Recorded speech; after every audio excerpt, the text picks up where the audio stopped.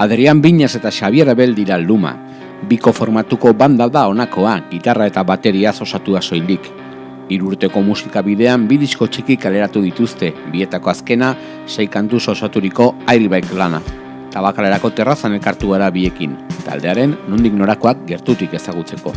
Adritan juten ginen patinatzera Intxaurrondoko skate parkera, eta bakoitzak beratetik ibiltzen zen, eta bueno, egun batean elkartu ginen, hasi ginen hor patinatzen elkarrekin, bidaiak egiten, beste jende batzuekin ere. Baina guk agian konpartitzen genuen ere musika, bai, afizio hori.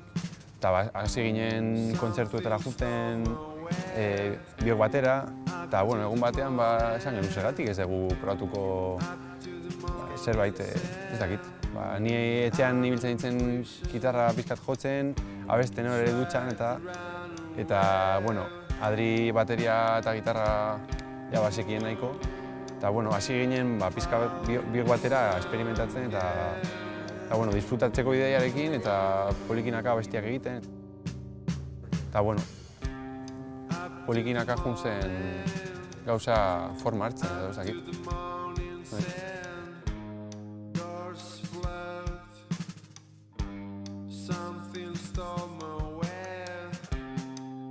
Taldearen emaitza Klub izeneko diskoa izan zen, 2016 urtean, 4 kantuz osaturiko disko txikia. Atzera begira jarri ditugu disko horri buruz galde egitean. Kluben buruketa izan zen nahiko, presaka askorekin, ezta? Behar genituen 3-4 abesti, lekuetan aurkezteko edo kontzertuak bilatzeko, eta Viktorrekin hitz egin genuen, nire laguna zana, eta bera elkar estudioetan lan egiten zuen, orduan berarekin hitz egin, eta egun bat soilik alkilatu genuen estudioa, eta han zuzenean biok, 4 abesti izan ziren, ezta? 4 abesti jo genituen, zuzenean, Viktor dana materializatu egin zuen edo, eta gero masterizatu eta fisikoan atera genituen, baina, ni gogoratzen dut, presa askorekin genbiltzala, ezta? Lehenengo esperientzia, lehenengo kontaktua estudio batekin, gainera zuzenean jotzen, ez geneukan diru askorik, orduan ez geneukan denbora askorik, eta horrela izan zen. Bigarren diskoa ere soinu teknikari berdinekin grabatu dute. Ideiak argiago, 6 kantu bildu dituzte Airwalk izeneko diskoan. Airwalk EPA hemengo dela grabatu genuen, Kutxa Kultureko erresidentzian, eta lokala aparte eduki genuen diru bat, bideoklip bat edo grabaketa bat egiteko. Guk grabaketa nahi genuen, orduan diru horrekin 3-4 egun hartu genuen lokala, orduan soinua bilatzeko denbora gehiago bageneukan, ñabardura horiek gehiago bilatzeko esperientzia gehiago eta denbora gehiago. Abesti horiek zeukaten nolabaiteko heldutasun bat edo eboluzio bat klubekiko. Zuzenean jo genituen, orduan zuden nolabait rodatutak edo. Orduan naturalagoa izan zen prozesua eta guk ere gustorago egon ginean eta guretzako da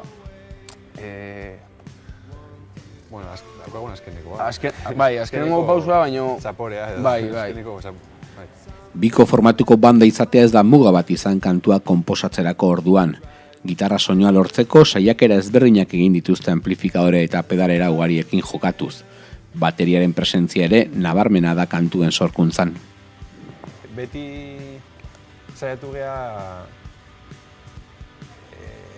abestiak egiten, baina ez pentsatzen bigea, eta ezin dugu egin abesti, edozein motatako abesti bat, ez? Hasten geha idea batekin, eta gero, daukagun errekurtsoekin, abesti hori borobiltzen edo saiatzen geha. Baina ideia ez da Guazen duo baten abesti bat guazen egitera, ez da, guri taldeak gustatzen zaizkigu, hirukoak, duoak, laukoteak, eta bi izatea izan da soilik, sin más. Ez dakit, bizitza. Bai, bizitza, baina ez daukagu, ez genukan buruan duo bat egitea, gu talde bat egin nahi genuen, orduan abestiak egiteko momentuak edo burutzeko momentuan talde baten abestiak nahi ditugu egin. Eta gero, dauzkagun elementuekin, agotxa, gitarra eta bateria, ikusiko nola eraman zuzenera edo, baina bueno. Horregatik Adri daka ere presentzia asko eta, bueno, bera daka protagonismo asko. Eta, eta orduan, nire aldetik, gitarran erabilt, soinu potente edo oso bat konsegitzeko erabiltzen ditut teknikoki errekurtso batzuk. Adibidez, bi amplifikadore erabiltzen ditut, bat gitarrakoa, beste bat basukoa. Eta, hasieran hasi nintzen oktabadorearekin, baina azkenean, uste dut hobeto modatzen ginela distorsio batekin, basuarentzako, eta orduan soinua nahiko enpastatuta gelditzen da, gitarra eta basua nahiko kontundentea. Ez dute kantua konposatzeko modu jakin bat. Batzuetan bateria erritmo batetik hasten dira, besteetan berriz gitarra riff batetik. Adibidez gaur bertan erakutsi dit Adri ritmo bat eta ez dakit, batzutan hasten geha lokaldean. Adri jotzen du, saltzen dugu soinua edo ahotsa bakarrik edo ez dakit, edo nik hartzen dut riff bat, batzutan ere Adri ekartzen du riff bat, edo ahots batetik bakarrik, nahiko aleatorioa da, edo ez dakit. Beti esentzia puntu bat bilatzen, da elementu bat esentzia duenean esaten dugu, hemen zerbe dago, ez? Eta horren inguruan jolasten dugu. Eta hortik tiratzen dugu. Hori da.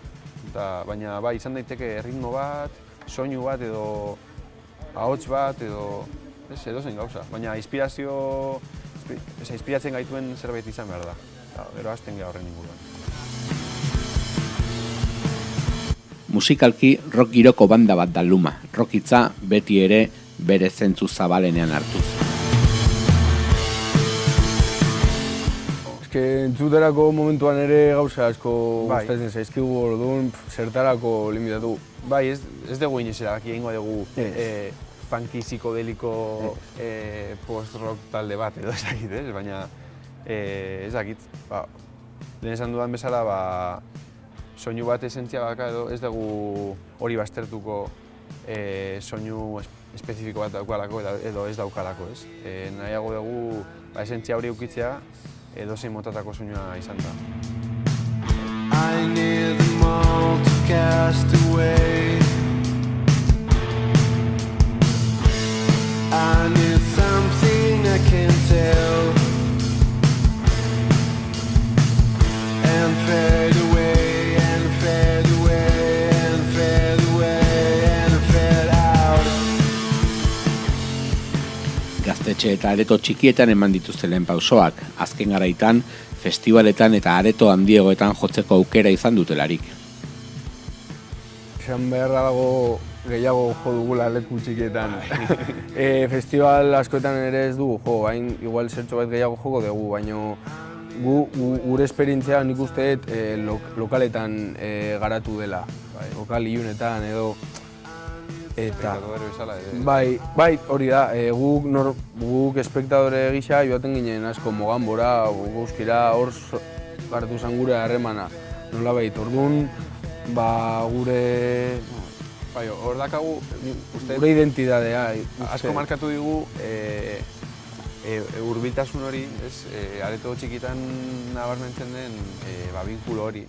Ez dakit hori asko markatu dugu eta hori da persegitzen duguna, ez?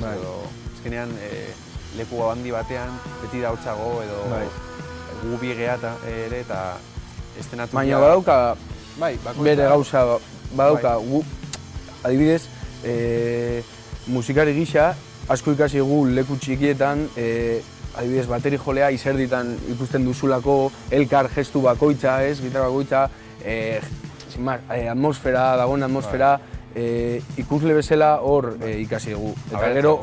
Eta gero eraman dugu gure taldera, baina lehenengo, bai. Eta gero tratu atletik eta denetarik, agian leku txikietan, gaztetxeetan eta oso esperientzia honak eduki ditugu, oso tratu hurbila, afariak, esperientzia osoa, iristen zaren... Hori da, esperientzia osoa. Ailegatu, jendearekin afaldu, lo egin, hori da guretzat kontzertua ez da soilik jotzen dugun ordua. Bai, ze festival batean iristen zea, jotzen zu, proba sonido, no seke, eta jun, da hotxagoa beti.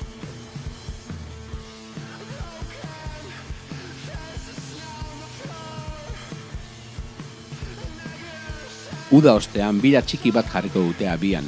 Den emanaldia Kutxa Kultur Jaialden izango da irailaren 16an.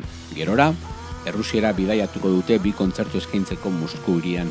Errepidea utzi gabe, Sevilla, Tenerife, Madrid, Barcelona eta Zaragozan ariko dira festival eta areto txikietan. Euskal Herrian ere izango dugu biko ikusteko aukera. Irunen, Donostian, Beasainen eta Azpeitian joko dutelarik abendu bitartean.